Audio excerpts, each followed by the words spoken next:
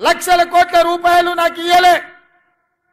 మా తాతలు ముత్తాతలు లేకపోతే నేను మా అయ్య పేరు చెప్పుకొని ఈ కుర్చీలో కూర్చోలే. మీకందరికీ తెలుసు 2006లో సామాన్యమైన కార్యకర్తగా ఆనాడు ప్రజలలో ఉండాలి, పాలమూరును అభివృద్ధి చేయాలి, ఈ పాలమూరు బిడ్డలకు అండగా ఉండాలి, వలసలు ఆగాలి, ఆత్మహత్యల్ని ఆపాలి అన్న ఆలోచనతోని చాలా మంది వద్దన్నా, ఎందుకు నీకు రాజకీయాలు, స్వతంత్ర అభ్యర్థిగా నిలబడితే గెలవడం కష్టమని సూచన చేసినా ఎక్కడో ఒక దగ్గర ప్రయత్నం మొదలు పెట్టాలి.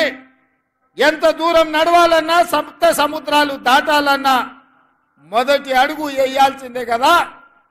అందుకే ఈరోజు నేను మొదటి అడుగేస్తున్నాను. 2006 జూన్లో మీ మీద ఉన్న నమ్మకంతో, జిల్లా మీద ఉన్న ప్రేమతోని మిడ్జిల్ మండలంలో జడ్పీటీసీగా స్వతంత్ర అభ్యర్థిగా నిలబడితే మిడ్జిల్ మండల ప్రతి పౌరుడు, ప్రతి కార్యకర్త అండగా నిలబడి ఆనాడు స్వతంత్ర జడ్పీటీసీగా నన్ను గెలిపించారు.